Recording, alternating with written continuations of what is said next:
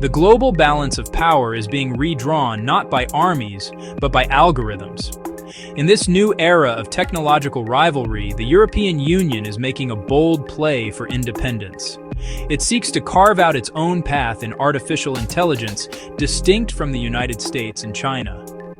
This ambition stems from a fundamental concern: a future where Europe's economy, its societal values, and its democratic processes are overly dependent on foreign-controlled AI systems. The EU is therefore pursuing what it calls technological sovereignty, having the capacity and the authority to shape its own digital future, guided by its own principles. Instead, it is a strategic response to a world where AI is becoming critical infrastructure.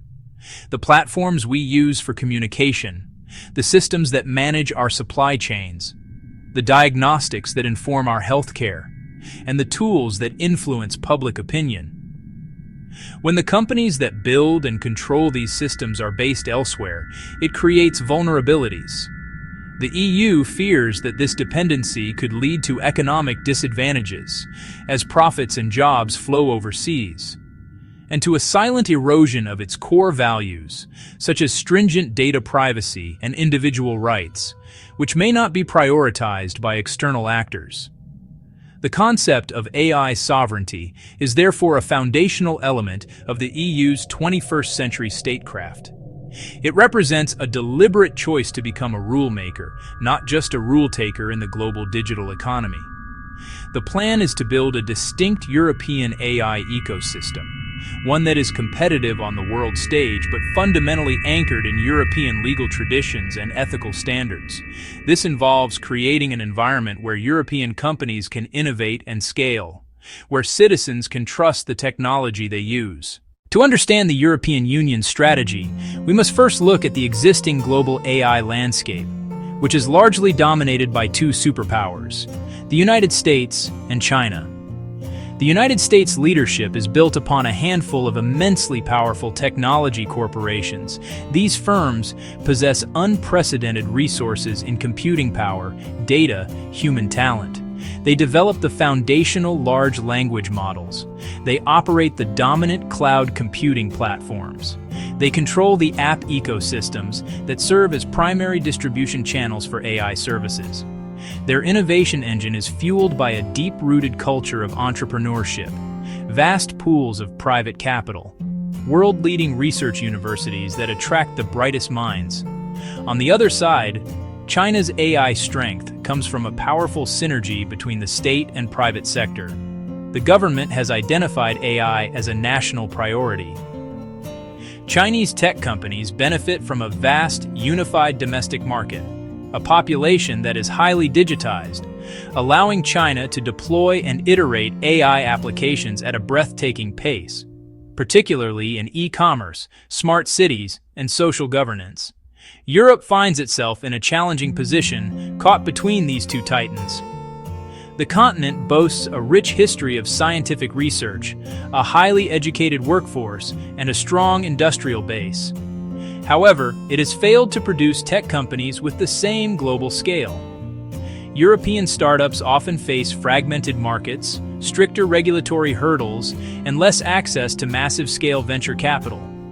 As a result, many European businesses and consumers rely heavily on American cloud services and on American and Chinese platforms for their daily digital interactions, creating the dependency the EU now seeks to mitigate. This is the context. The realization: Europe excels in regulation, particularly privacy laws like the GDPR. But a defensive posture alone is insufficient. It needed a proactive industrial policy. The plan isn't to beat the US and China overnight. It's to change the rules of the game by leveraging industrial strengths, high-quality research, and regulatory standard setting. The European Union's plan to achieve AI sovereignty is not a single action, but a comprehensive, multifaceted strategy built upon 5 interconnected pillars. Each pillar addresses a specific weakness, and together they build a self-sustaining, competitive European AI ecosystem. These 5 core components are new legal frameworks, strategic public funding, secure data infrastructure, domestic hardware capabilities, and advanced skills development. Together, they form a blueprint to reduce Europe's technological dependencies while fostering homegrown innovation. This is a long-term vision requiring coordinated effort across all member states and across public and private sectors. First pillar: creation of new laws and rules. The EU aims for a clear, predictable legal environment through the AI Act. Second pillar: a massive injection of public funding, coordinated via Horizon Europe and the Digital Europe program, to de-risk private investment and stimulate R&D. Third pillar: data and infrastructure. AI needs high-quality training data and powerful networks, including pan-European data spaces for key sectors. Fourth pillar: address reliance on foreign semiconductors. The European Chips Act aims to boost Europe's chip design and manufacturing capacity. Fifth pillar: people. Significant investment in skills and talent, revamping curricula, upskilling the workforce, and making Europe more attractive to top AI researchers. These pillars reinforce one another in a virtuous cycle and alter competitive dynamics among the EU, the US, and China. The first and most prominent pillar of the EU's strategy is its use of regulation as a tool of power. The centerpiece is the EU AI Act, a landmark law creating a comprehensive legal framework for AI. Unlike the market-first approach of the United States or the state control model of China, the EU is pioneering a risk-based system: unacceptable risk, high risk, limited risk, minimal risk. The level of regulation depends on the potential harm: low-risk applications, spam filters, AI in video games, minimal obligations. High-risk systems, critical infrastructure, medical diagnostics, hiring decisions, strict rules. Rules require transparency, accuracy, and human oversight. The framework protects citizens and projects' influence globally. The Brussels effect. The EU is one of the world's largest consumer markets, 450 million citizens. Companies must comply. It's often easier to design one product to the highest standard and sell it everywhere. European standards could become the de facto global norm. The rules will change how AI is designed and deployed. For high-risk systems, rigorous conformity assessments. Companies must use high-quality and unbiased data sets. Systems must be transparent, letting users see how decisions are made and providing meaningful human oversight. Example: an AI tool scoring loan applications, audited for fairness. Creators must explain factors to a rejected applicant and give them a chance to contest. Critics warn regulations could stifle innovation and raise costs. The EU bets trust will become a competitive advantage: safe, fair, reliable. Pillar 2: fueling the engine, public investment and strategic funding. Laws alone cannot build an industry. The second pillar is a massive, coordinated injection of public funding to catalyze AI research, development, and deployment, bridging the investment gap with the US and China. Through flagship programs like Horizon Europe and the Digital Europe program, the EU and its member states are committing tens of billions over the next decade.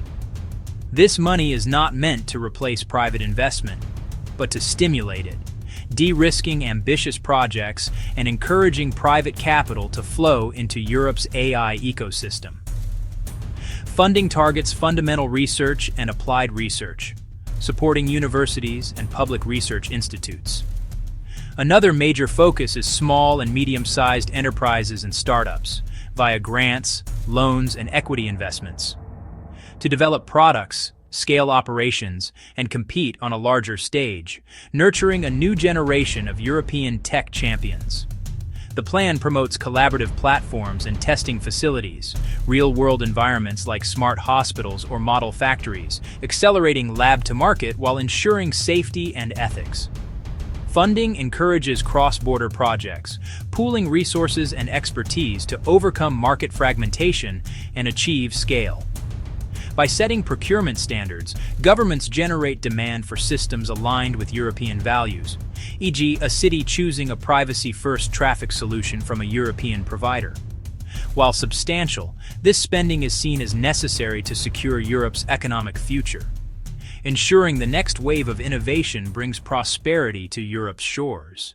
The third strategic pillar addresses the raw materials of the digital age: data, semiconductor chips, and human talent.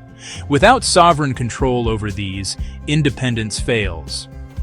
For data, the strategy is to create common European data spaces, not centralized databases, but rules and technical infrastructure enabling secure, voluntary sharing across sectors like health, manufacturing, and mobility.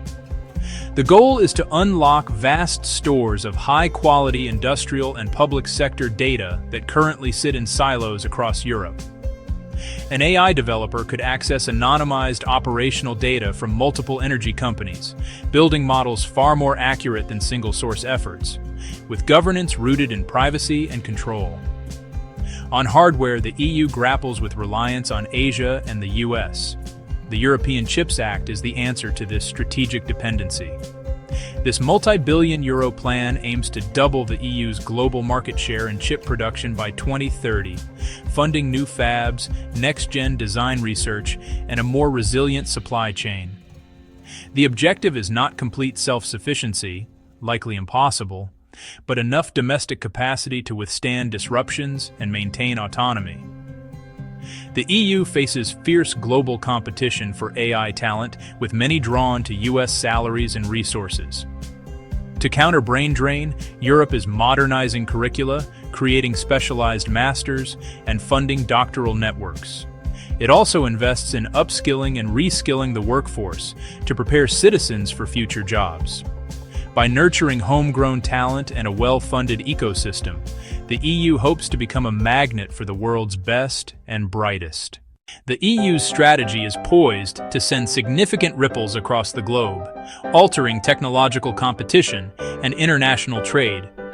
By acting as a unified bloc, the EU leverages one of the world's largest markets to set terms for companies at home and abroad. A proactive reshaping of the playing field aligned to European values. Global firms adapt to EU requirements: safety, transparency, fairness, and often roll those features out worldwide, potentially triggering a race to the top in AI ethics. For example, recruitment AI audited for gender and racial bias may become the single global product rather than a lower standard regional variant. This strategy can create trade friction. The US may see some rules as protectionist, leading to tense talks and potential disputes. China may view EU chip ambitions and local champions as challenges to its role, intensifying techno-nationalism. Companies face higher compliance costs and re-engineering needs, but gain legal certainty and a clear innovation framework. Early movers in trustworthy AI can win global trust. Strategic funding and data spaces nurture European startups and scale-ups, making the AI market more multipolar, offering choices beyond American and Chinese providers. The global AI market, once a duopoly, could become a complex, multipolar arena. While ambitious and comprehensive, the plan faces significant hurdles. It is long-term, expensive, and execution must be flawless over years. Building fabs takes years and billions. Technology may advance before completion. Europe starts behind. Closing the gap is monumental. Top researchers are scarce and mobile. Competing with US salaries and labs is tough. Ecosystem vibrancy requires a culture of fast-paced innovation and risk-taking. Implementation depends on 27 member states with differing priorities and capabilities. Disharmony or regulatory patchworks could slow innovation. Perceived protectionism could spark retaliation, disrupt supply chains, and harm Europe's trade-reliant economy. The EU must protect strategic interests and promote values without sliding into isolationism. Alliances with like-minded partners will be key. The EU seeks a third way, not the US venture-first model nor China's surveillance-heavy approach, but a human-centric model where technology serves society. Its 5 pillars: regulation, funding, data infrastructure, hardware production, skills, signal a shift to proactive industrial policy for the digital era. This strategy aims to reshape competition, leverage market power to set global standards, and nurture European champions. Success is not guaranteed, but the bet is that the future of AI will be defined not just by compute and data, but by trust, leading not by out-innovating head-to-head, but by rewriting the rules of the race around safety, ethics, and human rights.